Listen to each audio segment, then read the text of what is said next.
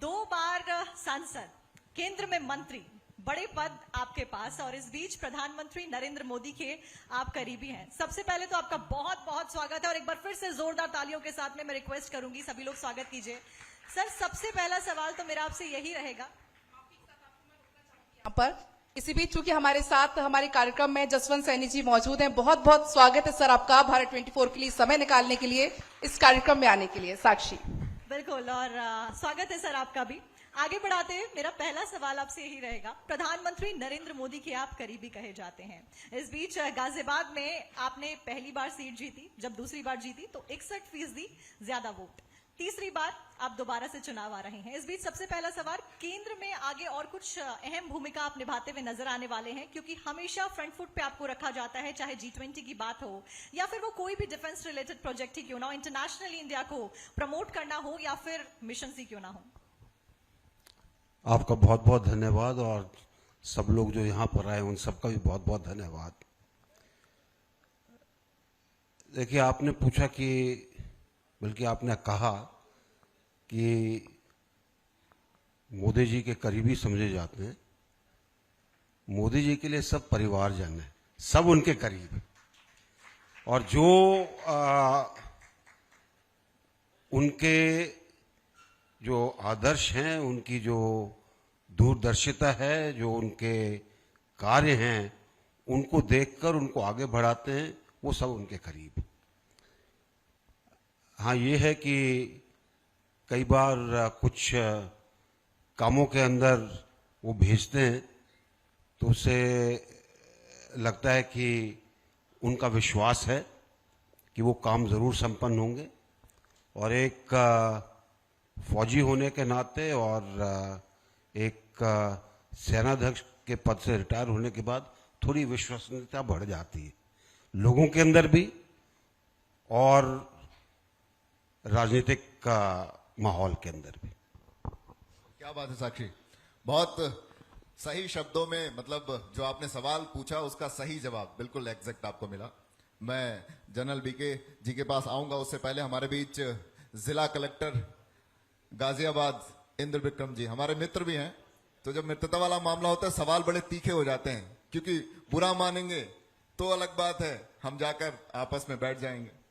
तो इंद्र विक्रम जी, बहुत अच्छा कार्यकाल आपका कहा जाता है। आप शाहजहांपुर कलेक्टर रहे, आप अलीगढ़ कलेक्टर रहे।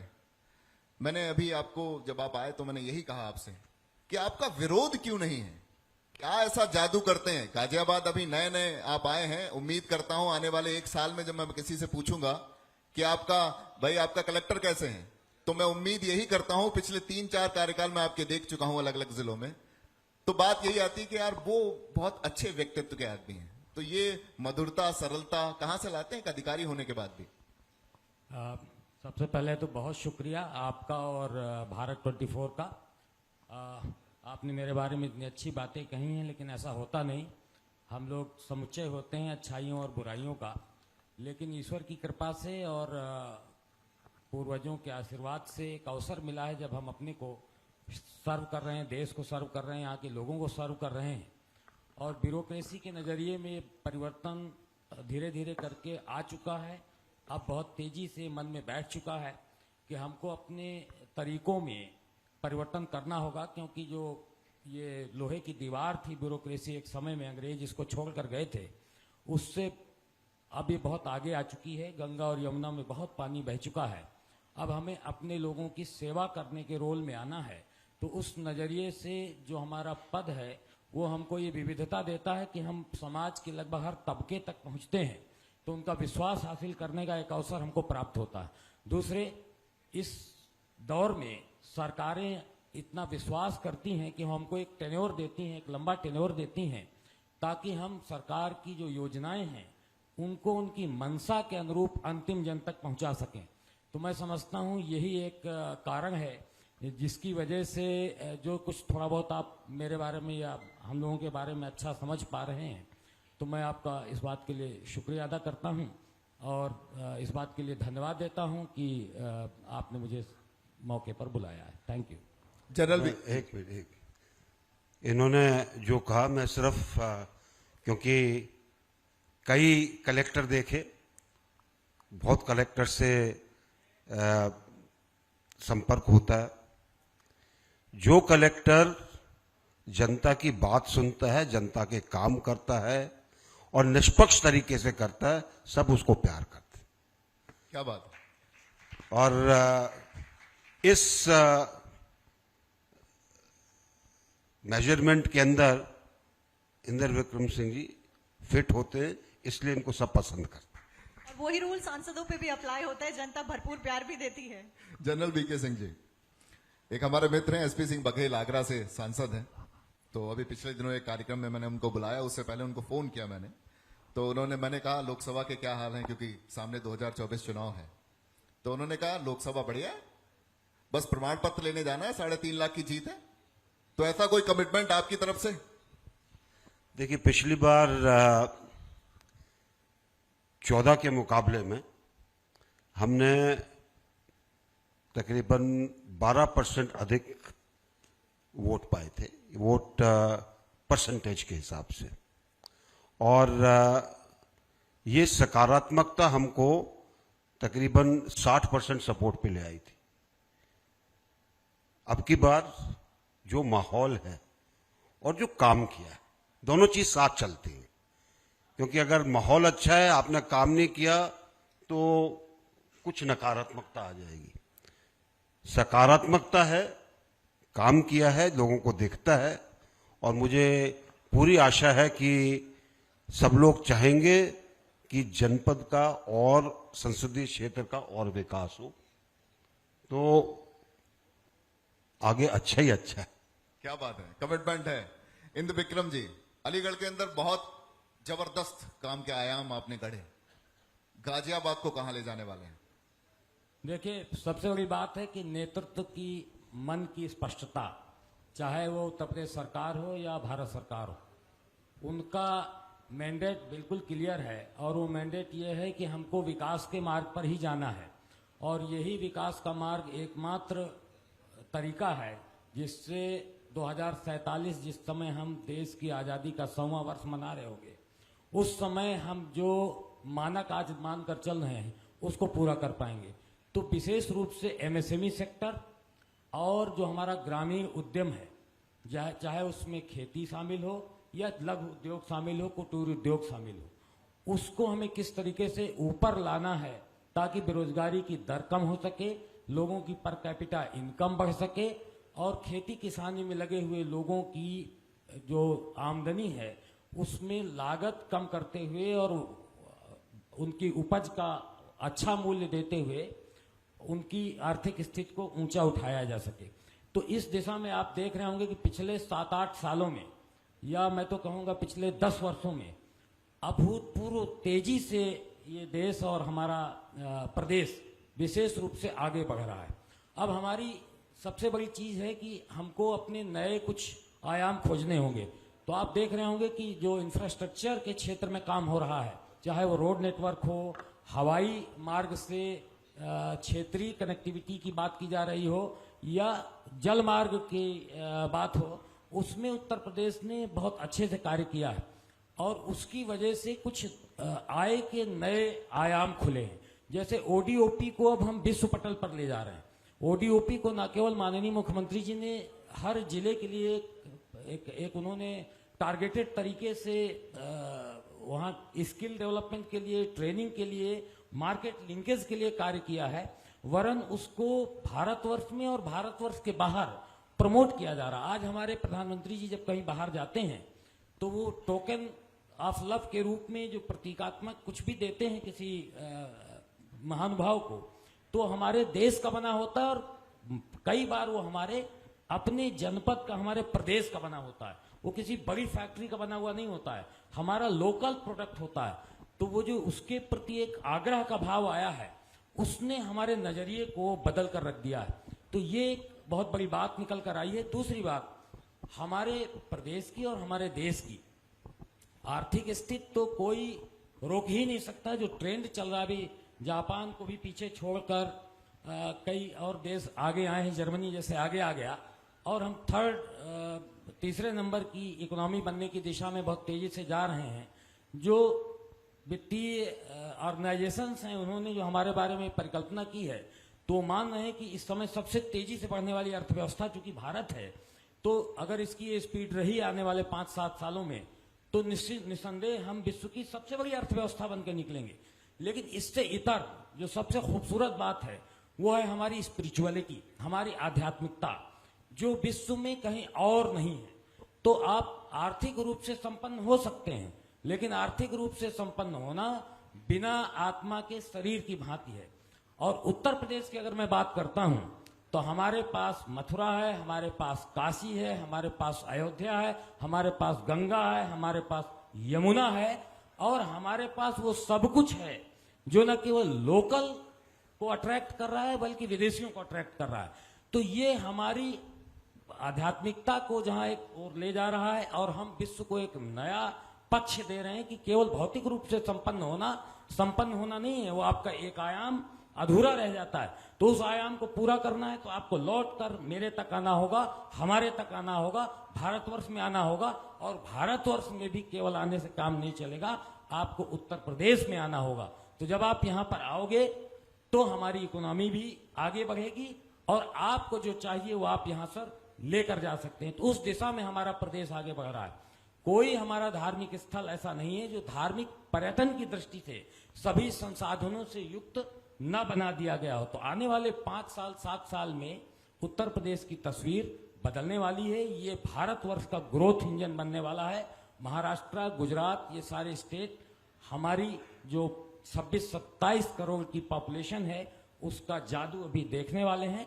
और हमारी कोशिश होगी एक प्रशासनिक अधिकारी के रूप में कि इस गति को जितना एक्सेलरेट कर सकें, जितना तेज कर सकें, उस दिशा में हम जरूर अपनी भूमिका का निर्वहन करेंगे।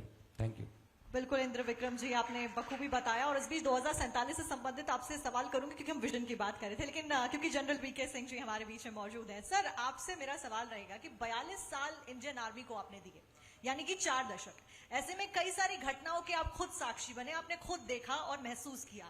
उसके बाद तब के भारत और आज के भारत, चाहे 1971 की वॉर हो, ईस्ट पाकिस्तान जेनोसाइड हो, तब के भारत और आज के भारत में कितना उत्थान आपने होता हुआ देखा, और तब के पाकिस्तान और आज के पाकिस्तान में कितना पतन आपने होता हुआ देखा? देखिए, समय परिवर्तन लाता है, और अगर हम उस समय के भारत को भी देखें, पूरे विश्व के अंदर बड़े बड़े देशों के विरोध के बावजूद एक फैसला लिया गया कि मानवता के लिए हमको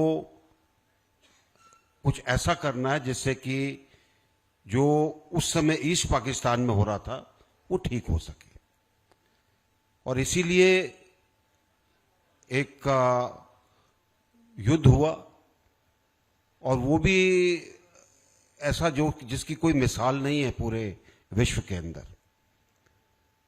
13 दिन के अंदर एक देश को आजाद कराना, वहां पर जो सेना थी उसके 93,000 सैनिकों को युद्धबंदी बनाना, और उस देश की बागडोर 1 महीने के अंदर उन्हीं को देकर वहां से निकल आना, इसकी कोई मिसाल आपको कहीं विश्व में नहीं मिलेगी। और ऐसा देश जिसमें नदियां हैं बड़ी बड़ी, जिसमें इलाका बंटा हुआ है, किसी ने सोचा नहीं था। और ऐसे समय जबकि अमेरिका का 7वां बेड़ा जो है वो चला आ रहा था कि किसी तरह से ईस्ट पाकिस्तान को बचाया जाए। भारत एक का जो दृढ़ संकल्प था वो देश की आत्मा थी। वो आत्मा अभी भी है, आज भी देश दृढ़ संकल्प में है। उस समय हमारे पास कई चीजों का अभाव था, जैसे जैसे समय बीतता गया वो अभाव ठीक हुआ। और मैं कहूंगा कि पिछले 10 वर्षों में एक अभूतपूर्व देश के अंदर बदलाव आया है, और ये बदलाव है जिसके अंदर दूरदृष्टि से चीजों के ऊपर ध्यान दिया गया है, चीजों को छोड़ा नहीं गया है। आज अपने सड़कों का आप जाल देख लीजिए, आप जिस तरीके से आपकी रेलगाड़ियां चलती हैं वो देख लीजिए, जिस तरह से हवाई अड्डों के अंदर उनकी संख्या में बढ़ोतरी हुई है उसको देख लीजिए, नए हॉस्पिटल्स बनने, नए एम्स बनने, पूरी स्वास्थ्य की प्रणाली को एक अलग प्रणाली बनाना, और साथ साथ वो सब कुछ करना जो आखिरी छोर के व्यक्ति के लिए हो, तो देश में बदलाव वो जरूरी है। और अब जो बदलाव है ये हमको जो एक लक्ष्य रखा गया है विकसित राष्ट्र का, उसकी तरफ बड़ी आसानी के साथ लेकर जाएगा। क्या बात है साक्षी जी, बहुत अहम हो जाता है, ये मंच बहुत अहम है। हम गाजियाबाद में हैं और गाजियाबाद में जिम्मेदारी देने वाले और जिम्मेदारी निभाने वाले दोनों एक मंच पर हैं। तो सवालों का दौर इसी तरीके से जारी रहेगा। जनरल बीके सिंह जी, 2024 सामने है, राम मंदिर बन गया, क्या मानते हैं ये राम मंदिर का आंकड़ा कहां दिखाई देगा 2024 में रिफ्लेक्ट होते हुए? देखिए, राम मंदिर 528 साल जनता ने वेट किया है, उसके लिए अभियान चले, उसके लिए कोशिशें हुई, और मैंने वो समय भी देखा है जबकि एक तिरपाल के टेंट में रामलला विराजमान थे अयोध्या में। आज अयोध्या धाम में एक भव्य मंदिर में 22 को उनकी स्थापना हुई, प्राण प्रतिष्ठा हुई। राम मंदिर का एक अलग महत्व है, और राम मंदिर एक मैं कहूंगा कि संदेशवाहक है कि आगे आने वाले दिनों में हम देश की आध्यात्मिक और कर्मठ शक्ति दोनों को मिलाकर आगे बढ़ेंगे।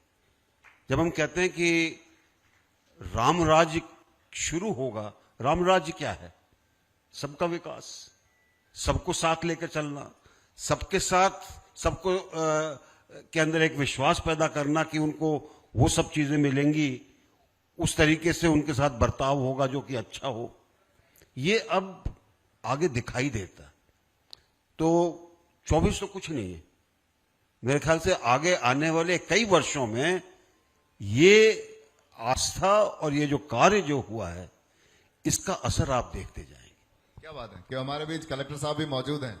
अगर मैं बीके सिंह से कहूं, क्योंकि आप सांसद हैं गाजियाबाद से और आप गाजियाबाद के कलेक्टर हैं, अगर मैं बीके सिंह से कहूं कि एक कोई जिम्मेदारी कलेक्टर साहब को आप इस मंच के द्वारा देना चाहेंगे, तो वो कौन सी होगी? क्या करना चाहिए इनको? ये आपको देना है, जिम्मेदारी आपको देना है। एक जिम्मेवारी, एक कोई ऐसी एक्सक्लूसिव जिम्मेदारी है जो आज आप उनको देना चाहते हैं? देखिए, मेरी तरफ से सिर्फ एक ही ध्येय है कि जनपद के अंदर जितनी हमारी योजनाएं हैं पूर्ण रूप से आच्छादित हों और उसका लाभ जनता के अंदर पहुंचे। और कोई चीज, अगर वो उसके अंदर सहयोग मिलता है तो मानकर चलिए बाकी चीजें अपने आप आगे बढ़ती चली जाएगी। आपका रिप्लाई क्या है? मैं तो कहूंगा सर, आपको एक कार्य देने की जरूरत नहीं, आपको गाजियाबाद ही मुझे दे देने की जरूरत है। गाजियाबाद आपका है और मैं इसकी सेवा करने के लिए यहाँ तैनात हुआ हूँ। तो मैं अपनी ओर से आपको मुतमईन करना चाह रहा हूँ, बिल्कुल आश्वस्त करना चाहता हूँ कि न केवल शासकीय योजनाएं अमली जामा पहनेगी, बल्कि वो समय से अमली जामा पहनेगी।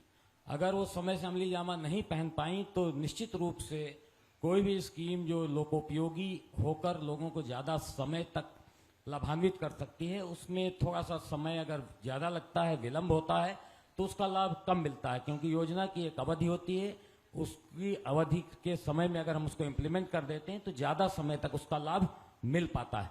तो मुझे अभी 1 माह हुआ है, लेकिन जिन जनपदों में तैनात रहा हूं, कोशिश रही है कि समय से शासकीय योजनाओं को, सरकारी धन को व्यय करते हुए कार्य पूर्ण किया जाए। तो यहाँ भी सभी विकास संबंधी जो योजनाएं हैं उनको धरती पर, धरातल पर समय से उतारा जाएगा, गुणवत्तापरक तरीके से उतारा जाएगा। इसके लिए मैं आपको आश्वस्त करना चाहता हूं। बाकी आपका मार्गदर्शन है और मेरा ये सौभाग्य है कि मैं न केवल अपने एक ऐसे सांसद के साथ कार्य कर रहा हूं जो राजनीतिक रूप से हमारा नेतृत्व कर रहे हैं, बल्कि देश की सेना का नेतृत्व करने वाले एक पूर्व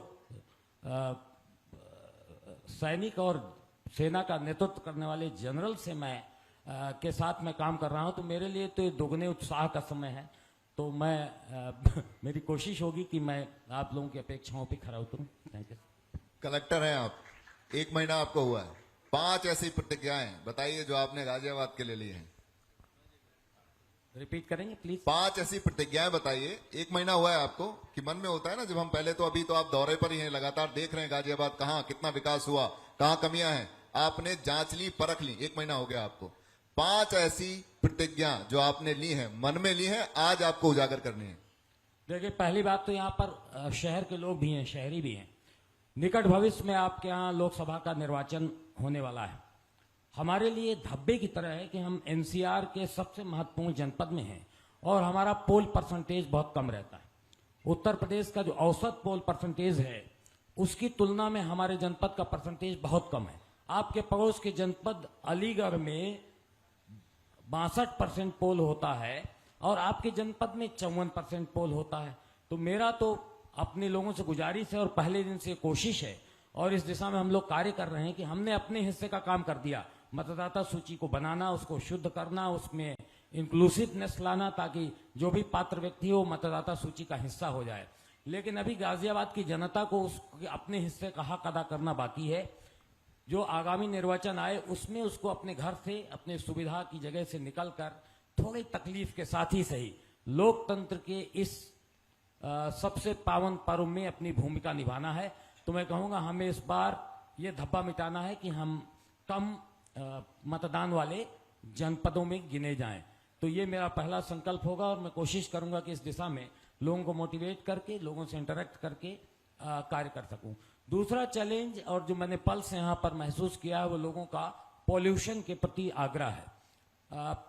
एनसीआर का रीजन होने के कारण, औद्योगिक नगरी होने के कारण, वेहिकुलर मूवमेंट बहुत अधिक होने के कारण और अन्य बहुत सारी वजहों से जनपद गाजियाबाद देश की राजधानी के साथ साथ बहुत दिन तक प्रदूषण की गिरफ्त में रहता है। इसमें कुछ कारण ऐसे हैं जिन पे हमारा कोई वश नहीं है, नेचुरल कारण है। कुछ कारण ऐसे हैं जो अपरिहार्य हैं, हमको साथ साथ उनको लेकर चलना है।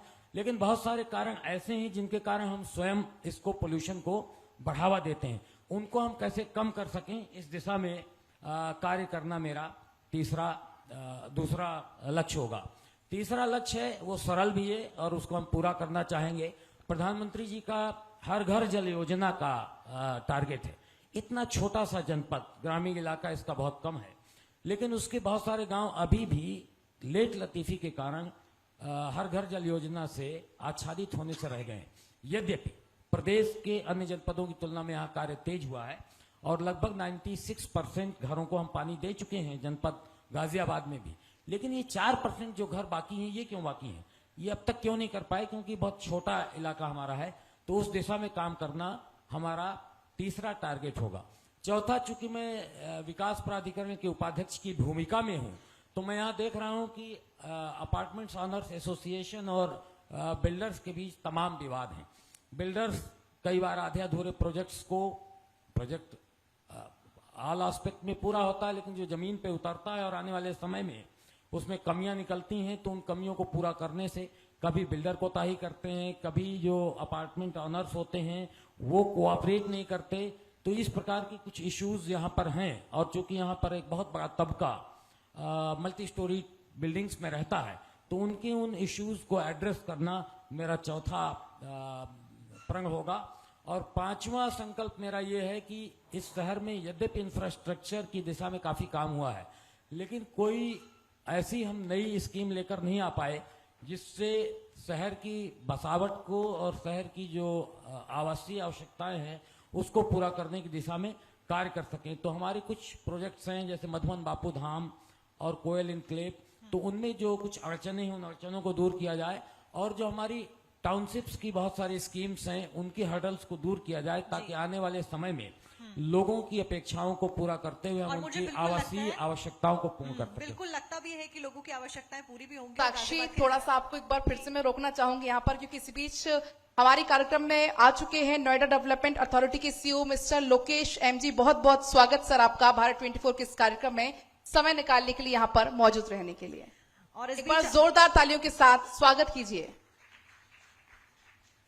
पैनल को कंटिन्यू करते हुए जनरल वीके सिंह जी क्योंकि हमारे बीच में मौजूद हैं। सर, आपने इतना टाइम आर्मी को दिया, उस बीच जब आप जनता की सेवा बॉर्डर से करते हैं और उसके बाद जनता की सेवा करने का फैसला जनता के बीच में आके करते हैं, दोनों में क्या कुछ फर्क आपने महसूस किया? क्योंकि 4 दशक आर्मी में बिताए, उसके बाद जनता के बीच में आके सेवा, तो क्या वो फर्क है जो बतौर सांसद अब महसूस करते हैं? फर्क बहुत है, जितना जमीन और आसमान के अंदर है। देखिए, सेना का एक अलग वातावरण है, सेना का एक काम करने का तरीका अलग है, सेना का अनुशासन और कार्यशैली अलग है। 42 साल के बाद जब मैं रिटायर हुआ, तो रिटायर होने से तकरीबन 10 दिन पहले एक सवाल जो मन के अंदर था, रिटायर होने के बाद करोगे क्या? मेरे ख्याल से जो भी रिटायर होता है उसके मन में ये सवाल जरूर आता है, करना क्या? और सबसे आसान तरीका था, जो पहले करते आए वो करो। मतलब आप आराम करिए, गोल्फ खेलिए, सवेरे टहलिए, शाम को कुछ जो लोग आपको बुलाते हैं वहां पर जाइए, पार्टी में जाइए, और पूरा दिन कोसिए कि ये काम नहीं हो रहा। एक शायद प्रारंभिक शिक्षा एक गलत स्कूल में हुई थी, तो कूट कूट कर दिमाग के अंदर भरा गया था कि कुछ समाज के लिए काम करना चाहिए। तो इसलिए एक फैसला किया कि जो अभी तक मुझे जनता ने दिया है, सम्मान के रूप में, आदर के रूप में, प्रेम के रूप में, उसको कैसे जनता को वापस दिया जाए। तो मैं शुरुआती दिनों में रिटायरमेंट के बाद किसानों के साथ जुड़ गया। पश्चिमी उत्तर प्रदेश में भी आया, वीएन सिंह के साथ गन्ना किसानों के साथ जुड़ा, पंजाब में किसानों के साथ जुड़ा, हरियाणा में जुड़ा, और उसके बाद कहीं बीच के अंदर युवा वर्ग के साथ जुड़ गया, खासकर निर्भया के हादसे के बाद। और इस दौरान 2012 के अंत में एक मन के अंदर ख्याल आया कि एक और फौजी था जिसने बड़ा अच्छा काम किया, लोग बाग उसके कंधों पर चढ़कर आ गए अन्ना हजारे के, और उसके बाद उन्होंने अन्ना हजारे को, जो पंजाबी में कहते हैं, खुड्डे लाइन लगा दिया, उसको लगा दिया एक तरफ। तो एक मन के अंदर विचार था कि उनको दोबारा स्थापित करना है। मैं उनके पास गया, मैंने उनसे बात की, तो उन्होंने कहा कि भाई आप क्या करोगे? मैंने कहा कुछ नहीं करेंगे, हम जलियांवाला बाग से यात्रा शुरू करेंगे, सब प्रदेशों में जाएंगे। तो बोले इसमें मेरा क्या रोल होगा? मैंने कहा आप भ्रष्टाचार पे बात कर रहे हो, आप भ्रष्टाचार पे बात करिए, मैं व्यवस्था के बदलाव के बारे में बात करूंगा। हमने यात्रा शुरू की 2013 के अंदर, और पंजाब किया, हरियाणा किया, उत्तराखंड किया, उत्तर प्रदेश किया, मध्य प्रदेश किया, राजस्थान किया, आधा बिहार किया, अन्ना बीमार हो गए। क्योंकि जो भी इसमें राजनीतिक क्षेत्र के अंदर वो जानते हैं कि यात्राएं बड़ी कठिन होती हैं। सुबह आप 6 साढ़े 6 बजे शुरू कर दो, रात को 12-1 बजे तक आप चलते रहो, आपका प्रोग्राम नहीं खत्म होता। वो बीमार हुए, 3 महीने बीमार रहे, जब निकल कर आए तो उन्होंने कहा मैं तो अनशन करूंगा लोकपाल बिल के लिए। हमने कहा बिल्कुल करिए, हम आपको सपोर्ट करेंगे। उन्होंने अपने गांव के अंदर अनशन शुरू किया, अनशन का नतीजा निकल आया, दोनों सदनों के अंदर बिल पास हो गया। उस दिन मैंने उनको कहा कि अब मेरा काम पूरा हो गया, अब आप वहीं पर हैं जहां पे होना चाहिए था। तो उन्होंने कहा कि आप क्या करोगे? मैं कहा मुझे पता नहीं क्या करूंगा, मैं एक चीज लेकर आया था कि जनता के लिए काम करना है। और उसके बाद बहुत से राजनीतिक दल आए जो कि चाहते थे कि मैं राजनीति के अंदर आऊं, और उनके अंदर सोचना कि किस में जाना है, किस में नहीं जाना। अंत के अंदर मार्च 2014 में मैं भारतीय जनता पार्टी में आया, क्योंकि जो मुझे लगा और मेरे जो उसका एनालिसिस था वो ये था कि फौज की विचारधारा में और पार्टी की विचारधारा में बहुत समानता है। राष्ट्र के बारे में जो सोच, भारतीय जनता पार्टी में आया और राजनाथ सिंह जी उस समय अध्यक्ष थे, उन्होंने कहा आपको चुनाव लड़ना पड़ेगा। मैंने कहा जी मैं जिंदगी में चुनाव नहीं लड़ा, जिंदगी में वोट नहीं दी अब तक, तो ये तो बहुत कठिन काम है। उनका देखिए आपको हमने लिया इसीलिए है। और उसके बाद एक दिन रात को तकरीबन 11 बजे फोन आया कि जी हम लोगों ने फैसला किया आप गाजियाबाद से लड़ेंगे। गाजियाबाद में आ गए और उसके बाद अब फर्क क्या है? फर्क ये है कि सेना के अंदर व्यवस्था अलग है।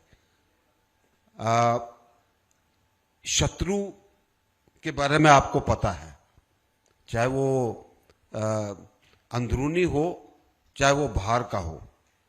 राजनीति में आपको कुछ नहीं पता, कौन आपके साथ है कौन आपके साथ नहीं है, कौन क्या कर रहा है, कौन आपका मित्र होते हुए भी पीछे से जड़ें काटने की कोशिश कर रहा है। लेकिन एक बड़ा फर्क यह है कि सेनाओं के अंदर आप जनता के संपर्क में नहीं आते, राजनीति में आप जनता के संपर्क में आते हैं, आप जनता की समस्याओं को समझने की कोशिश करते हैं। और आपको जब तक आप जनता के सम नहीं सोचेंगे तब तक आप ठीक तरह से राजनीति नहीं कर सकते। तो ये बहुत बड़ा फर्क है। क्या बात है साक्षी जी, क्योंकि यहां गेस्ट बदलते रहेंगे इस कुर्सी के, ये इस कुर्सी खाली होने वाली नहीं। और आप यहीं लगातार, क्योंकि हम बैठे हैं गाजियाबाद के अंदर और आप केंद्रीय मंत्री होने के साथ साथ गाजियाबाद के पहले सांसद भी हैं। तो एक बार जोरदार तालियां तो बनती हैं, लेकिन हमारे जो दर्शक है वो थोड़ी सी तालियों में कंजूसी कर रहे हैं। तो एक बार जोरदार तालियां हो जाएं। साथ ही मैं चाहूंगी स्टेज पर बुलाना हमारे सहयोगी सुमित जी को और देवाशीष शर्मा जी को। मैं चाहूंगी आप लोग स्टेज पर आइए, सर को सम्मानित करेंगे। सर ने इतना कीमती वक्त निकाला। लेकिन वीके सिंह जी आप स्टेज पर रहिएगा, जैसा कि अभी हमारे सर ने कहा भी कि ये कुर्सी नहीं बदलेगी। तो सुमित जी को मैं चाहूंगी, सही देवाशीष शर्मा जी को मैं चाहूंगी कि आप आइए स्टेज पर, क्योंकि सर ने इतना कीमती समय निकाला हमारे लिए।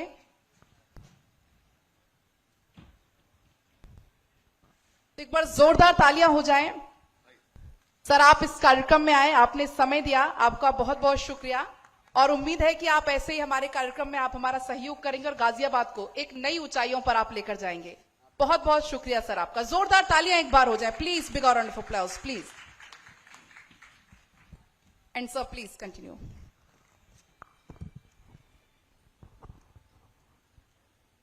तो अभी फ्रंट से वार होगा। ये लगातार चलेगा। मैंने कहा ना ये कुर्सी बदलती रहेगी। लेकिन आप तो माहिर हैं हर वार को झेलने के लिए। और उस बीच सवालों का सिलसिला क्योंकि जारी रहेगा, हम गाजियाबाद में मौजूद हैं। पहले साक्षी, उससे पहले इस कुर्सी को भरना जरूरी है। हमारे बीच माननीय मंत्री जी जसवंत सैनी जी बैठे हुए हैं। मैं उनको चाहूंगा कि आप प्लीज मंच पे आए और स्थान ग्रहण करें। जोरदार तालियों के साथ में जसवंत सैनी जी का स्वागत करते हैं। और इसी के साथ सवाल जवाब का सिलसिला आगे बढ़ाते हैं। VK Singh ji, general sir, आपसे सवाल कर रही थी मैं। गाजियाबाद में हम मौजूद हैं, आप आए, सांसद बने, दूसरी बार सांसद बने। आपने बताया कि मैं बहुत अनप्रिपेयर्ड था, लेकिन सच्चे मन से अगर कोई काम किया जाता है वो सफलता उसमें जरूर मिलती है, और वो आपको मिली। दूसरी बार आपने जब चुनाव लड़ा 61% ज्यादा वोट। इस बार चुनाव आ रहे हैं, तैयारियां जोरों शोरों से हैं, 400 पार का नारा है। ऐसे में क्या 100% सीटों का आंकड़ा लेकर चल रहे हैं आप, और क्या टिकट आपको ही मिल रहा है? देखिए, टिकट मिलता है या नहीं मिलता है ये फैसला तो किसी और के हाथ में होता है, लेकिन मुझे ये पता है कि जनता चाहती है कि टिकट मिले। ये कॉन्फिडेंस दोनों के अंदर अंतर है। सर, sorry to interrupt और you. उसका कारण है, उसका कारण ये है कि जो 10 साल के अंदर जो हमने चित्र बदलने की कोशिश की गाजियाबाद की, चाहे हर तरह की सहूलियत की, गाजियाबाद आज वो शहर है जहां पर लोग बाग रहना चाहते हैं। और मैंने एक ही चीज शुरू में गाजियाबाद के निवासियों को कही थी कि मेरा सिर्फ एक ही ध्येय है, गाजियाबाद जो जिला गाजियाबाद के नाम से जाना जाता था, वो जो फिल्म जो थी उसके नाम से, वो बदलना चाहिए। गाजियाबाद एक शहर के रूप में आना चाहिए। अभी बहुत काम बाकी है और अगर तीसरे उसमें होते हैं तो उन कामों को गति दे सकते हैं, क्योंकि सब पता है, दोबारा उसको कुछ करने की जरूरत नहीं है। एक रूपरेखा है दिमाग के अंदर ताकि गाजियाबाद और अच्छा बने। जो लोग खासकर मैं तो कहूँगा मीडिया के बहुत लोग गाजियाबाद में रहते हैं और सब कहते हैं जी अभी चीजें बेहतर हैं, और मैं तो कहता हूं कि आने वाले दिनों में और भी बेहतर होंगी। सर, आपने कहा कि जनता चाहती है कि मुझे ही टिकट मिले। मैं खुद क्योंकि गाजियाबाद की निवासी हूँ, 25 साल से ज्यादा के समय लगभग मेरे को गाजियाबाद में रहता हुआ हो गया है, और मैं यही चाहूंगी कि आप ही को टिकट मिले। बतौर जनता, बतौर पत्रकार मैंने देखा कि आपका कार्यकाल बतौर सांसद कैसा रहा, लेकिन बतौर गाजियाबाद का रेजिडेंट मैंने वो महसूस भी किया है। और इस बीच आगे की अगर हम बात करें, आपने कई सारे ऑपरेशंस में एक अहम योगदान दिया है। इंटरनेशनल पर्सपेक्टिव पे इंडिया के प्रेजेंस की जब हम बात करते हैं, सूडान में कितने हजारों भारतीयों को आप बचा के लेके आए, ऑपरेशन संकट मोचन आपके द्वारा चलाया गया। ईरान में आपने कितना ज्यादा, जो भारतीय रेजिडेंट्स होते हैं वो कितनी आशा की किरण के साथ में एक सांसद को देखते हैं जब आप वहां पहुंचते हैं। उस बीच कैसा महसूस करते हैं आप उस रिस्पॉन्सिबिलिटी को जब आप निभाते हैं और इंटरनेशनली इतना बड़ा रोल निभाने आप पहुंचते हैं? मैं इसको एक दृष्टांत के साथ कहना चाहूंगा। सिलक्यारा के अंदर जो टनल कोलैप्स हुआ था, जब मैं पहुंचा तो उस समय हम जो पाइप थी उसके द्वारा बात करते थे। यहां से हम बात करते थे, उधर वो कान लगाकर सुनता था और वो फिर जवाब देता था। तो मैंने बात करनी शुरू की। मैंने कहा मैं जनरल वीके सिंह बोल रहा हूं और आपको विश्वास दिलाना चाहता हूं कि हम आपको सुरक्षित निकाल लेंगे। उधर से जो आवाज आई उसने कहा जी आप आ गए हैं तो हमें विश्वास है कि आप हमको निकाल लेंगे। मेरी आंखें नम हो गई कि उसके अंदर इतना विश्वास है, यानी कि इतनी जिम्मेवारी मेरे ऊपर है। और इसलिए वहीं पे रुककर कोशिश की कि सब लोग सुरक्षित निकले, और वो 41 लोग सुरक्षित निकले। समय लगा, लेकिन वो माहौल ऐसा था जिसके अंदर समय जितनी हमने बचाने की कोशिश की उतनी हमको और दिक्कतें आती गई और चुनौतियां आती गई, लेकिन बाद में सफलता भी मिली और अब संतोष होता है। और यही हाल हर जगह पर हुआ, चाहे यमन हो, चाहे सूडान हो, चाहे इराक हो, चाहे ऑपरेशन गंगा के अंदर यूक्रेन से लाने का हो। सब जगह एक ये रहता है कि कैसे लोगों को जल्दी से जल्दी ले आएं और बिना भेदभाव के, बिना ये सुने कि जी कोई फोन आता है जी मेरा बच्चा यहाँ पर है या मेरा फला आदमी यहाँ पर, उसको निकाल लीजिए पहले, वो फौज में चलती नहीं है, तो हम उसको चलने भी नहीं देते। सर, आर्मी में आपने इतना लंबा टाइम बिताया, ऐसे में आर्मी में जो लोग बिताते हैं अपना वक्त, उनकी जो जज्बा होता है, जो हिम्मत होती है, उसको दुनिया सलाम करती है। लेकिन फिर भी जब बतौर सांसद आप उन उम्मीद की किरण भरी आंखों को देखते हैं, तो आप अपनी जो हिम्मत है उसको कैसे बांध कर रखते हैं? क्योंकि जैसे आपने अभी सिलक्यारा जलन का जिक्र किया, कई बार हुआ, मशीनें आई फेल हो गई, बड़ी मशीनें इंटरनेशनली आई फेल हो गई, टीम्स आई इंटरनेशनली फेल हो गई, फिर शुरू से शुरू किया, अलग अलग प्रोसेस से ड्रिलिंग की गई। तो अपनी जो हिम्मत है उसको बांध कर रखना कैसे पॉसिबल होता है, वो भी तब जब सबकी हिम्मत टूट रही होती है? जब आपका संकल्प मजबूत हो तो ऊर्जा अपने आप आ जाती है और सब कुछ काम अपने आप ऊर्जावान हो जाता है। जसवंत सैनी जी हमारे बीच हैं, क्योंकि लगातार मैंने कहा ये सीट स्थायी है क्योंकि हम गाजियाबाद में बैठे हैं और आप गाजियाबाद के सांसद हैं। जसवंत सैनी जी, पिछले दिनों यूपी जो पश्चिम आता है इलाका, ये कहा गया कि जो पश्चिम की गर्मी है वो शिमला में तब्दील कर देंगे, तो ये क्या हो रहा है? आपका बहुत बहुत धन्यवाद, और जो मेरे सम्मुख दर्शक बैठे हैं उन सबका भी बहुत बहुत धन्यवाद, उन सबको प्रणाम करता हूं। भारतीय जनता पार्टी की सरकार उत्तर प्रदेश के अंदर 2017 में बनी। 2022 में जब चुनाव का माहौल था तो एक माहौल बनाने का प्रयास किया गया, हम आ रहे हैं, और उसी के साथ साथ कुछ लोगों को गर्मी चढ़ी थी। तो उत्तर प्रदेश के पूर्व मुख्यमंत्री योगी आदित्यनाथ जी ने कहा था कि गर्मी में भी शिमला जैसा एहसास करा देंगे, क्योंकि हम सबके लिए जरूरी है उत्तर प्रदेश में कानून का राज हो और ये देश कानून से चलता है।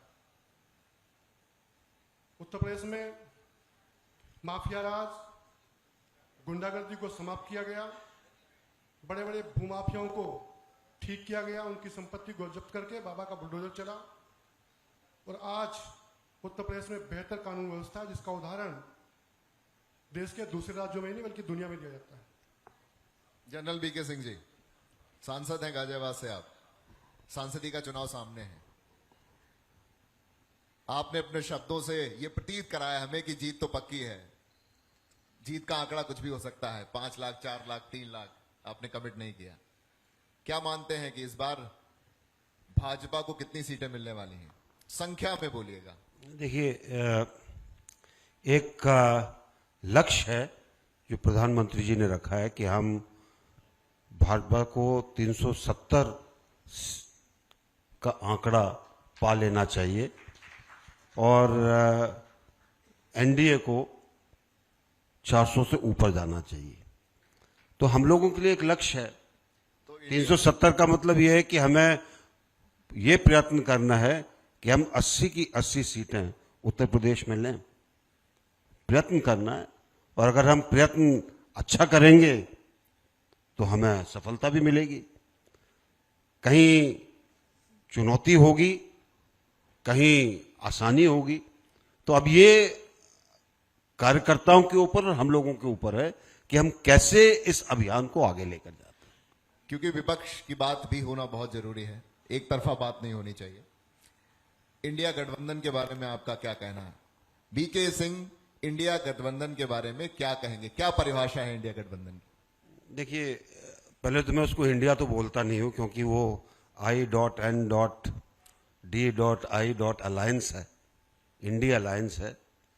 अलग अलग विचारधारा के और कई बार विरोधी विचारधारा के लोग इकट्ठे हुए हैं सिर्फ एक लक्ष्य के साथ कि किसी तरीके से हम सत्ता में आ जाएं या हमारा आंकड़ा इतना हो जाए कि हम एक लीडर ऑफ ऑपोजिशन बना सके। कोई चीज मिलती नहीं है, मतभेद हैं। और इसीलिए आपने देखा होगा कि मतभेद के होते हुए सब एक दूसरे को बड़ी शकिया नजर से देखते। इसको ज्यादा नहीं मिलनी चाहिए, उसको ज्यादा नहीं मिलनी चाहिए। ये चीज जो है, जैसे जैसे चुनाव नजदीक आएंगे ये तनाव आपको और दिखाई देने वाला है। आपके गाजियाबाद बॉर्डर पे गाजीपुर लगा हुआ दिखता है, वहां पर किसान आंदोलन कर रहे हैं। क्यों कर रहे हैं? कितनी सच्चाई? क्योंकि बहुत तरीके की बातें आ रही हैं, ये वो किसान ही नहीं है, वो किसान है। तो क्या है, आपका क्या मानना है कि आंदोलन क्यों भाई? देखिए, जितना काम मोदी जी की सरकार ने किसानों के लिए किया है और किसी ने नहीं किया। पीछे भी जो कानून लाए गए वो सब किसानों के हक में थे। आज हम कहते हैं जी कि हमें आमदनी बढ़नी चाहिए हमारी। अगर बाजार खुलेगा तो आमदनी बढ़ेगी। अब मंडी के जो कानून है वो प्रदेश के अंतर्गत है। मंडी के अंदर अगर आपको उसी जगह सब कुछ लाकर बेचना है तो आपके ऊपर एक बंदिश है। आप मंडियां खोल दीजिए, चीजें आसान बना दीजिए।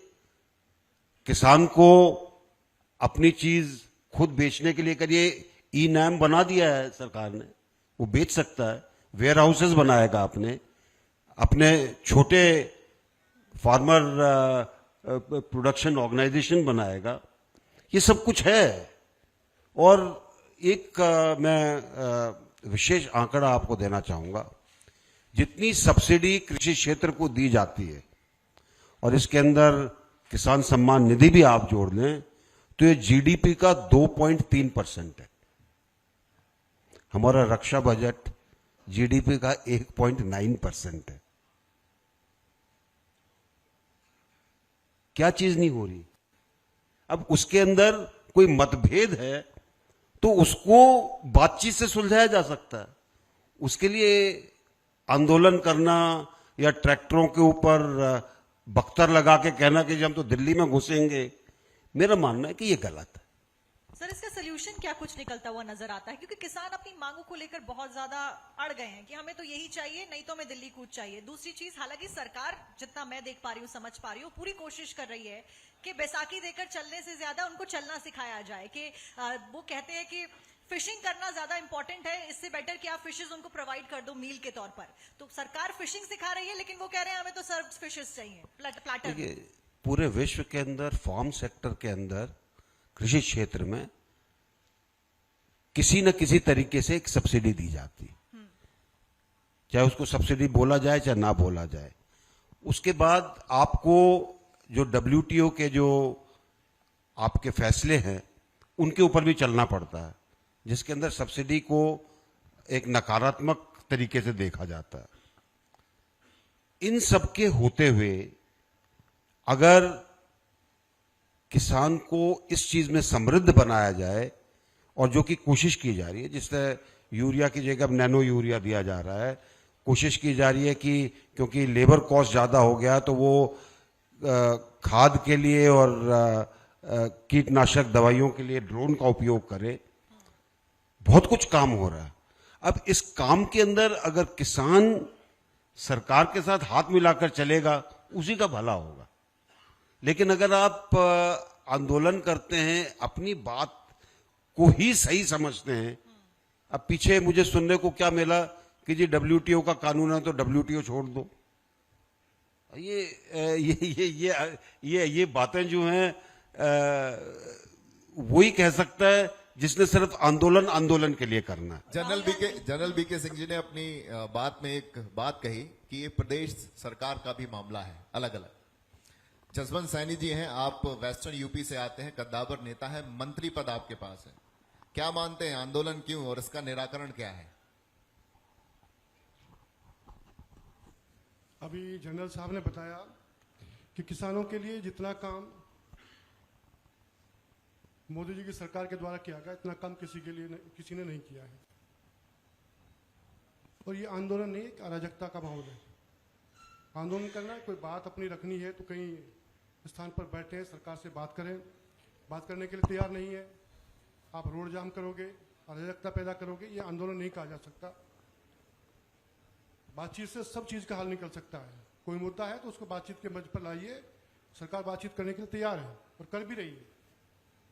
और केवल ये है कि हमारी ये बात होनी ही चाहिए, ये नहीं होता, तो इसका एकमात्र समाधान है बातचीत। सैनी जी, औद्योगिक विकास मंत्रालय आपके पास है, आप गाजियाबाद में बैठे हैं और गाजियाबाद, इससे ये मानिए कि औद्योगिक सिटी कहा जाता है गाजियाबाद। किस दिशा में विकास तेजी से बढ़ रहा है और गाजियाबाद कहां, आने वाले समय में गाजियाबाद को कहां देखते हैं और क्या दिखाएंगे गाजियाबाद को? क्योंकि मैंने कहा ना, ये मंच बहुत रोचक है, यहाँ जिम्मेदार बैठे हुए हैं, गाजियाबाद के सांसद साहब बैठे हुए हैं, लगातार मैंने उनको बना रखा है यहीं पर ही, तो आपका कमिटमेंट बहुत जरूरी हो जाता है यहाँ के लिए। देखिए, उत्तर प्रदेश बदलते हुए भारत का ग्रोथ इंजन के रूप में आज काम कर रहा है। उद्योग के लिए मैं जानना चाहूंगा थोड़ा 2002 से 2017 तक उत्तर प्रदेश के अंदर कानून व्यवस्था की स्थिति ध्वस्त, उत्तर प्रदेश के अंदर चलने के लिए सड़कें नहीं थी, बिजली की व्यवस्था चरमराई हुई थी। उद्योगपति उत्तर प्रदेश के अंदर कोई उद्योग लगाना नहीं चाहता था, बल्कि उद्योगपति अपने उद्योगों को यहां से समेट करके दूसरे प्रदेशों की ओर जा रहे थे। उत्तर प्रदेश में 2017 में भारतीय जनता पार्टी की सरकार बनी। सरकार बनने के बाद उत्तर प्रदेश में बेहतर कानून व्यवस्था देने का काम किया गया। उत्तर प्रदेश की सरकार बनने के बाद मुख्यमंत्री ने घोषणा की थी कि हम ग्रामीण क्षेत्रों को 18 घंटे, जिला केंद्रों को 20 घंटे और महानगरों को 24 घंटे बिजली देंगे। बिजली की आबाद आपूर्ति हुई। उत्तर प्रदेश में जो सड़कों की बदहाल थी, हालत खराब थी, उनको ठीक किया गया। उसके बाद 2018 में इन्वेस्टर समिट का आयोजन किया गया और उत्तर प्रदेश में 4,68,000 करोड़ रुपए का निवेश का प्रस्ताव पहली इन्वेस्टर समिट में आया। उसके बाद 3 ग्राउंड ब्रेकिंग सेरेमनी के माध्यम से उनको जमीन पर उतारने का काम हुआ।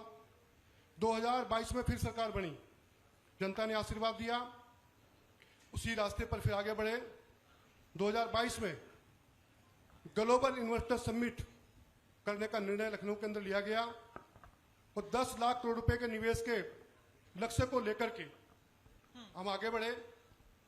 विदेशों में मंत्रिमंडल समूह के सदस्य गए, देश के बड़े बड़े महानगरों में रोड शो किए गए और हर जिले के उद्योगपतियों को भी आमंत्रित किया गया। 10, 11, 12 फरवरी को ग्लोबल इन्वेस्टर समिट में जहां 10 लाख करोड़ के लक्ष्य को लेकर के चले थे, वहीं उत्तर प्रदेश की जो सरकार है उस पर विश्वास करते हुए, उत्तर प्रदेश को अच्छा स्थान मानते हुए उद्योगपतियों ने दिल खोल करके सहयोग किया और ग्लोबल इन्वेस्टर समिट में 35,50,000 करोड़ रुपए के निवेश प्रस्ताव प्राप्त हुए और आज तक ये बढ़कर के 40 लाख करोड़ के हुए हैं। अभी 19-20 फरवरी को लखनऊ के अंदर ग्राउंड ब्रेकिंग सेरेमनी हुई। ये चौथी ग्राउंड ब्रेकिंग सेरेमनी जिसमें देश के प्रधानमंत्री आदरणीय नरेंद्र मोदी जी के द्वारा उत्तर प्रदेश में 10 लाख करोड़ से अधिक के निवेश को जमीन पर उतारने के लिए 14,000 कंपनियों ने प्रतिभाग किया और ग्राउंड ब्रेकिंग सेरेमनी में उनका शिलान्यास किया गया। ये बदलते भारत का बदलता उत्तर प्रदेश है। ये $1 ट्रिलियन की अर्थव्यवस्था बनाने का जो लक्ष्य है उत्तर प्रदेश के मुख्यमंत्री जी ने लिया है, उसकी ओर बढ़ता हुआ कदम है। और गाजियाबाद से लेकर के और गाजीपुर तक इस उत्तर प्रदेश के अंदर एक नोएडा क्षेत्र बनाया गया था 1976 में। अभी बीड़ा के नाम से एक टाउनशिप विकसित करके एक औद्योगिक क्षेत्र बुंदेलखंड को देने का काम हमारी सरकार के माध्यम से हुआ है। यानी उत्तर प्रदेश के सब जनपदों का विकास हो, औद्योगिक विकास हो। और ये जो मैंने कहा है भी 10 लाख करोड़ रुपए का निवेश प्रस्ताव की ग्राउंड ब्रेकिंग सेरेमनी के माध्यम से जमीन पर उतारने का काम हुआ है, उनकी नींव रखी गई है। तो 34 लाख नौजवानों को रोजगार का भी लक्ष्य है। तो आज बदलते भारत का बदलता उत्तर प्रदेश है। और इसमें गाजियाबाद का भी, गाजियाबाद के साथ मैं कहता हूं पूरे प्रदेश के विकास का नींव रखी गई है और निश्चित रूप से ये $1 ट्रिलियन की अर्थव्यवस्था बनाने का जो लक्ष्य है वो पूरा होगा।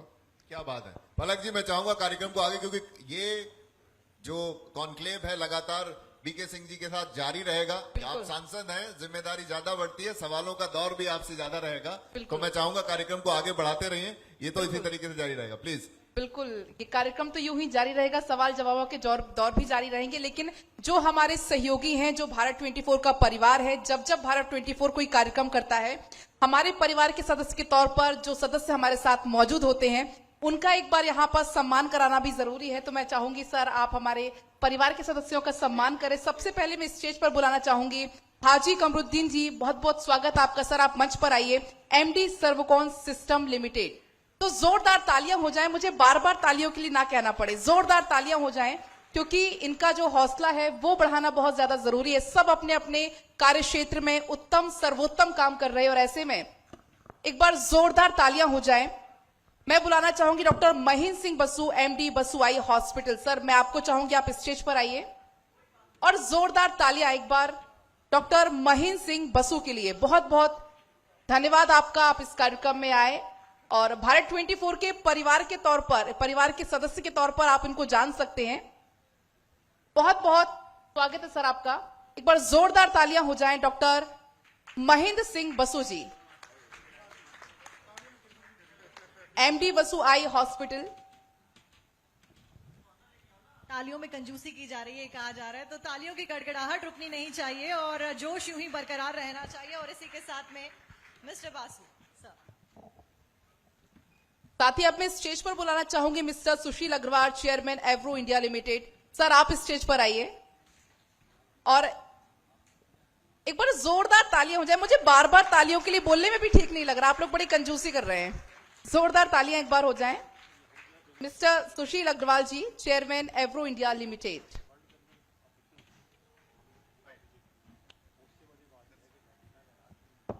क्योंकि ये सभी अपने अपने कार्य क्षेत्र में बहुत उत्तम काम कर रहे हैं और ऐसे में उत्साहवर्धन करना भी हमारा जरूरी हो जाता है, ताकि आने वाले समय में आपको हमें और बेहतर से बेहतर सुविधाएं मिल सकें। साथ ही मैं बुलाना चाहूंगी डॉक्टर सत्यवीर सिंह चौहान जी, ओंको केयर हॉस्पिटल। सर आप स्टेज पर आइए, डॉक्टर सत्यवीर सिंह चौहान जी।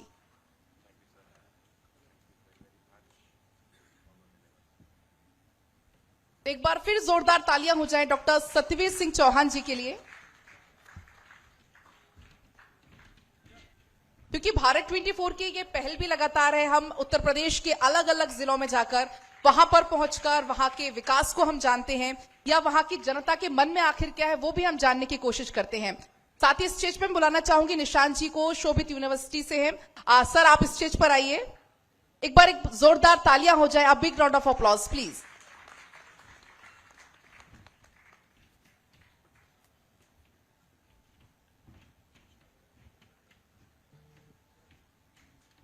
और साथ ही अब मैं स्टेज पर बुलाना चाहूंगी डॉक्टर मनीष महाजन जी। आप सर प्लीज स्टेज पर आइए।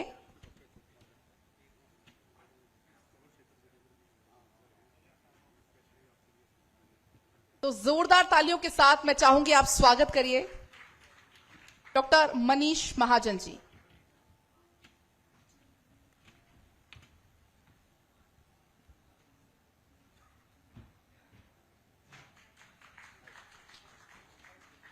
और साथ ही सर मैं चाहूंगी जसवंत सैनी जी, सर आप प्लीज जाकर अपना आप स्टेज सर प्लीज स्थान ग्रहण करिए।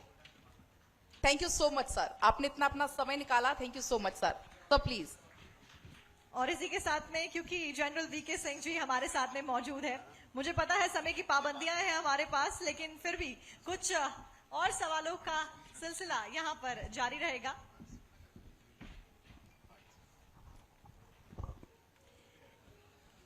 क्योंकि आज गाजियाबाद में गाजियाबाद के सांसद मौजूद हैं, और वो भी एक बार नहीं 2 बार जीते हुए सांसद, और चुनाव नजदीक है। और तीसरी बार का वोटर आप हैं, जो आपने इस मंच के माध्यम से ही कहा कि अगर मुझसे पूछा जाए कि अगला गाजियाबाद का सांसद कौन होना चाहिए, तो आपने कहा बतौर कि जनरल रेजिडेंट। बीके सिंह, है ना? बिल्कुल। क्योंकि आप यहाँ के रहने वाले हैं। जी साक्षी। बिल्कुल। और इसी के साथ में क्योंकि हम पॉलिटिकल डिस्कशन कर रहे थे, अभी हम इंडिया अलायंस के ऊपर आपने बड़े अच्छे जवाब दिए, तो उसी से जुड़ा हुआ सवाल, 2004 के बाद कांग्रेस यहाँ जीती नहीं, लेकिन सपा और कांग्रेस के बीच में समन्वय बना है, 17 सीटें दे दी हैं कांग्रेस को, और कांग्रेस ने ले भी ली हैं। गाजियाबाद कांग्रेस की झोली में आया है, 2004 के बाद जीती तो नहीं है, कैसे देखते हैं? ऐसे चैलेंज देखते हैं या फिर ठीक है? देखिए 2014 में सभी दल यहां से लड़े और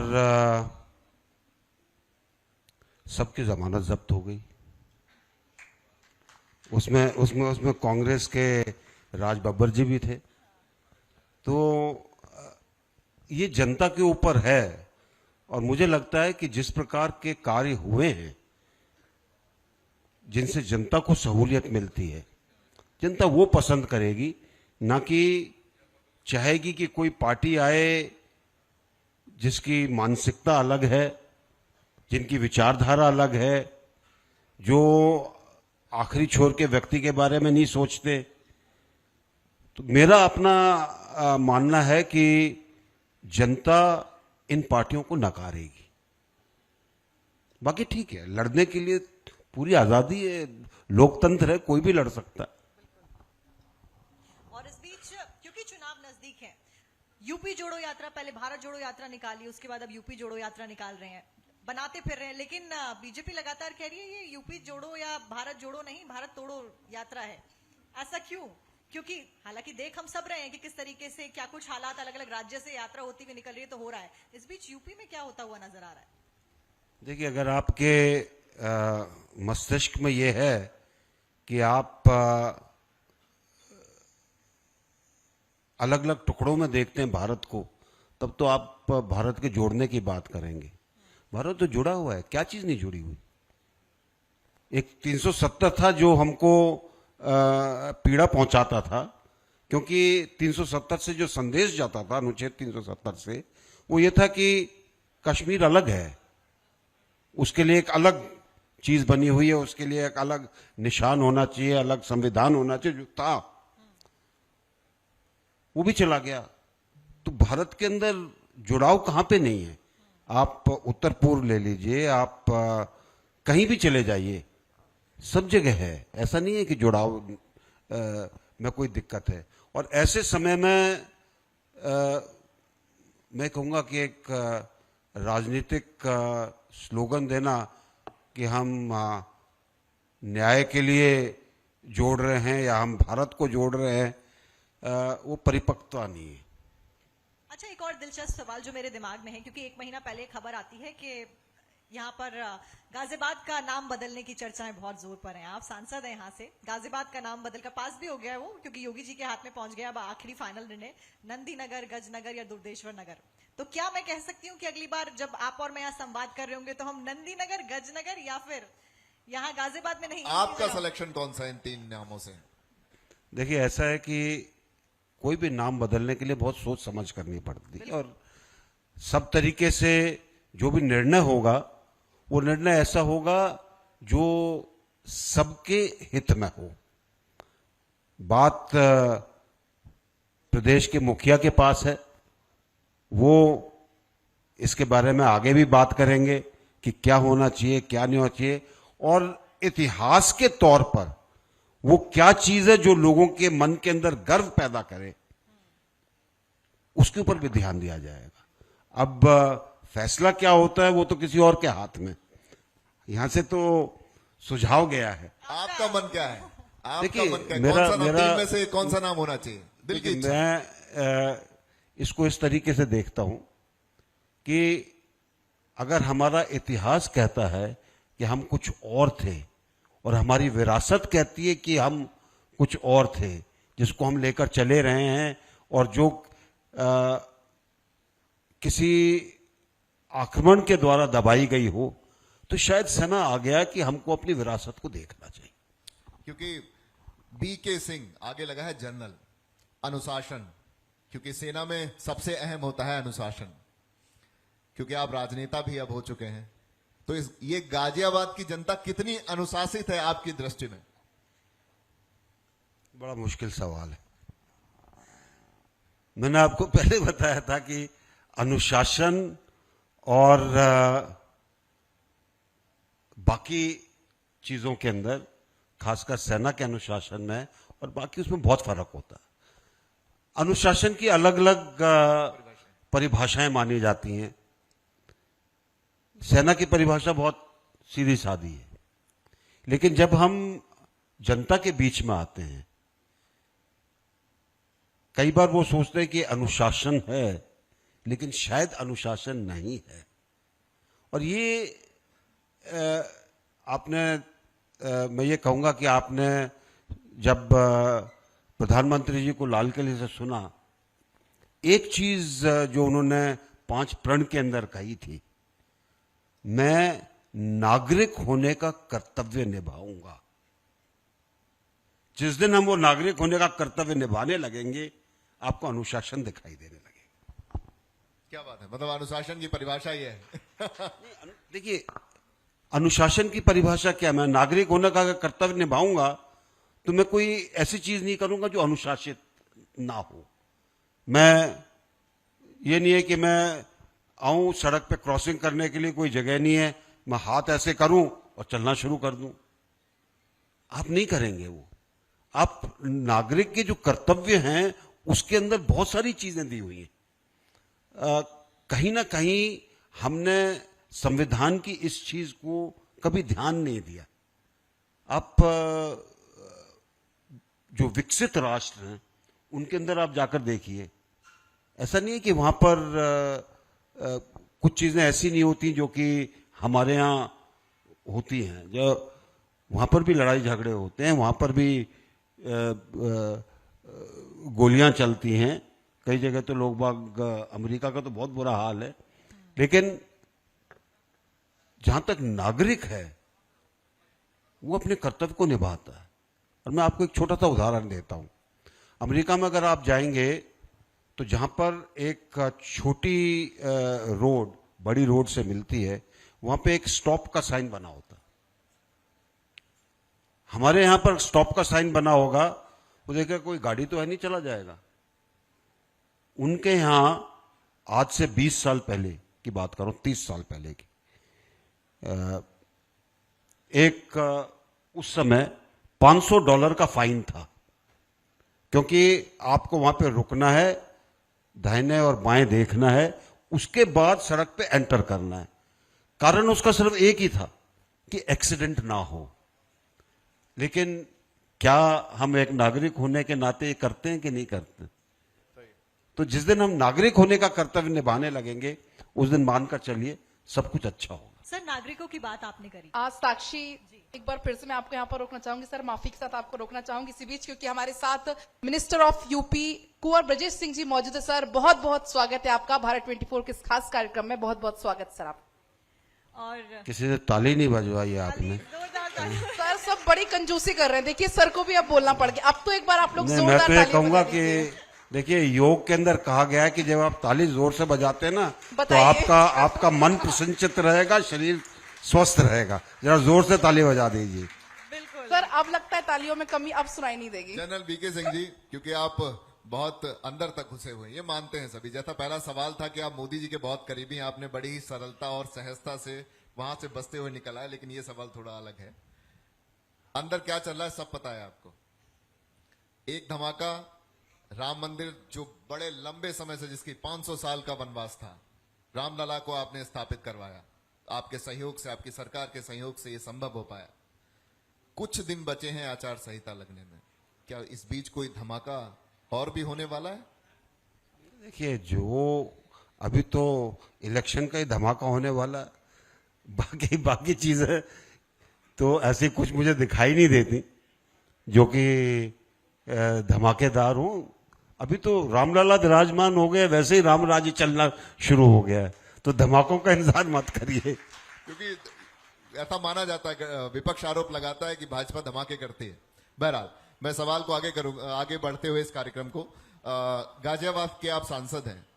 5 ऐसी कौन सी कामनाएं हैं, जिज्ञासाएं हैं दिल के अंदर? 2 बार आप सांसद रह चुके हैं और आने वाले समय में भी सांसद होंगे जनता के समर्थन और वोट से।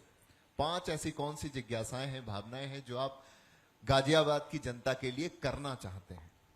देखिए, गाजियाबाद की जनता के लिए करने के लिए बहुत कुछ है, और मैं मानता हूं कि कई चीजें अगर हम कर लें तो गाजियाबाद और अच्छा शहर बनेगा, अच्छा जनपद बनेगा।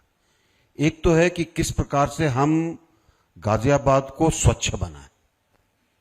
बहुत कुछ हुआ है, बहुत कुछ होना बाकी है, बहुत कुछ पर काम किया जा रहा है, बहुत सोच विचार किया जा रहा है, लेकिन उसको अपनी पराकाष्ठा पे पहुंचाने के लिए काम करने की आवश्यकता है। दूसरी चीज है,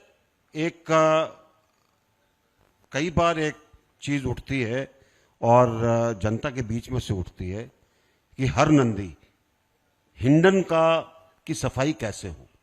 कुछ काम चल रहा है, कुछ काम किए जा रहे हैं, लेकिन मेरी मान्यता है कि इस पे बहुत कुछ काम करने की जरूरत है, और उसके लिए एक योजना तैयार है।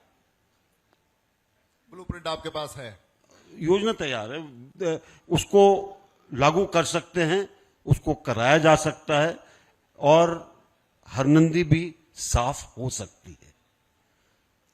तीसरा है कि कैसे हम शहर के अंदर के यातायात को सुगम बनाएं। अभी बहुत जगह पर एक जगह से दूसरी जगह जाने के लिए नगर बस सेवा कमजोर है। किसी भी अच्छे शहर में या अच्छे जनपद में यह नगरीय बस सेवा जरूरी है। उसका भी उपाय है, उसको करने के तरीके हैं। कुछ सुझाव भी दिए थे, लेकिन कई बार उन सुझावों का जब आकलन होता है तो शायद उसको दूसरे ढंग से देखा जाता है। मेरा मानना है कि उसको सब सुधारा जा सकता है। हमारी जो कनेक्टिविटी है वो और बढ़े। अभी जो कुछ हुआ है वो अभी कम है। अभी हमारा डीपीआर बन गया है नमो रेल रैपिड के लिए, जो कि जेवर एयरपोर्ट को कनेक्ट करेगा, नोएडा से होता हुआ जाएगा। उसकी कनेक्टिविटी होने के बाद जो भी जेवर एयरपोर्ट पर उतरेगा और उसको दिल्ली जाना है तो दुहाई से होता हुआ सराय काले खां तक जाएगा, गाजियाबाद से होकर जाएगा। मेरठ जाना तो भी दुहाई से होकर जाएगा। तो ये एक बहुत बड़ी चीज है जिसको पूरा करवाना है कोशिश करके, ताकि जल्दी से जल्दी जब जेवर एयरपोर्ट चालू हो उसमें ये कंप्लीट हो जाना चाहिए। आपकी देश विदेश यात्राएं बहुत रहती हैं, सरकार के कामों से भी आप जाते हैं, पर्सनल भी जाते हैं आप। कुछ नया पर्सनल नहीं जाता। पहले अभी सरकार के कामों से जाते रहते हैं। तो मैं अगर आपसे ये पूछूं कि गाजियाबाद या देश भारत विदेश की कंपेयर में कहां मानते हैं, कहां बहुत अच्छा है भारत, बहुत अच्छा कहां पर दिखाई देता है विदेशों की अपेक्षा? आत्मीयता के अंदर प्यार देने में गाजियाबाद का कोई मुकाबला नहीं। इस बीच क्योंकि हमारे पास समय की पाबंदियां हैं सर के भी आगे के कार्यक्रम में, सर फिर आपसे लास्ट सवाल रहेगा और ये सवाल जनता से जुड़ा हुआ रहेगा और बतौर पत्रकार और बतौर एंकर नहीं पूछूंगी, बतौर गाजियाबाद की निवासी आपसे ये सवाल पूछूंगी मैं। प्रधानमंत्री, क्योंकि चुनाव नजदीक है, पीएम मोदी 4 जातियों का जिक्र करते हैं, ऐसे में जनता बहुत आश्वस्त होती है और सांसद भी बहुत आश्वस्त होता है क्योंकि उसे पता होता है उसने कितना काम किया। तो मैं तो बहुत आश्वस्त हूं कि आप ही सांसद आ रहे हैं अगली बार। तो इस सिचुएशन में 4 जातियों का जिक्र, उसमें महिला, क्योंकि मैं महिला हूं, क्या कुछ देखते हैं महिलाओं को लेकर 2047 को ध्यान में रखते हुए, क्या कुछ आगे होगा? देखिए, मेरा मानना है कि जिस प्रकार से महिला सशक्तिकरण का जो एक अभियान छोटे स्केल से शुरू हुआ था और उसके बाद सदन में नारी शक्ति वंदन का जो अधिनियम पास हुआ, हम उस राह पर हैं जबकि हम आगे बढ़ रहे हैं।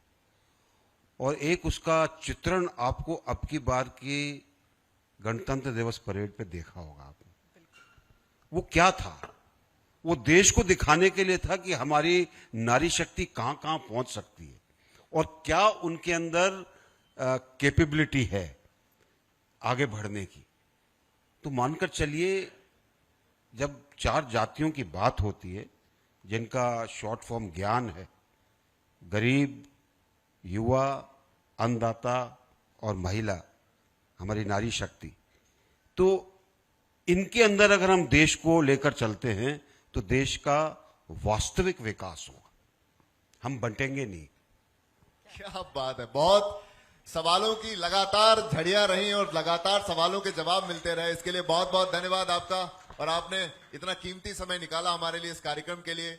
पलक, तो एक बार जोरदार तालियां बनती हैं सर के लिए। सर बहुत बहुत शुक्रिया, आपने अपना कीमती समय निकाला और अपने सारे सवालों के जवाब इतने बेबाकी के साथ दिए। और मैं चाहूंगी सुमित सर को, सुमित सर आप भी स्टेज पर आइए और भारत 24 की तरफ से छोटा सा स्मृति चिन्ह देकर हम आपको सर यहाँ पर शुक्रिया अदा करना चाहेंगे, आपने इतना कीमती समय निकाला, प्लीज। तो एक बार फिर जोरदार तालियां हो जाएं, क्योंकि इतना कीमती समय निकालना आज के समय में और भारत 24 का इस खास कार्यक्रम को और भी ज्यादा खास बनाने के लिए सर आपका बहुत बहुत शुक्रिया, आपका बहुत बहुत धन्यवाद। और भारत 24 आपसे उम्मीद करता है कि आपका सहयोग ऐसा ही आगे मिलते रहेगा, हम सबको मिलते रहेगा, आपके मार्गदर्शन में हम सब ऐसे ही आगे बढ़ते रहेंगे। बहुत बहुत शुक्रिया सर आपका।